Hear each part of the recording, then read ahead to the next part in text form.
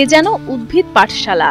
মেহেরপুরের সৈয়দউদ্দিন degree college প্রাঙ্গণ থেকে শুরু করে ভবনের দেয়ালে বেয়ে উঠেছে লতাগুল্ম। ক্যাম্পাস জুড়ে ফুটে আছে নানা ধরনের ফুল, ফল ও বিলুপ্তপ্রায় গাছ। কলেজ চত্বরে শিক্ষার্থীদের জন্য এমন মনোমুগ্ধকর পরিবেশ তৈরির উদ্যোক্তা ভূগোল ও পরিবেশ বিভাগের সহযোগী অধ্যাপক মাসুদ রেজা।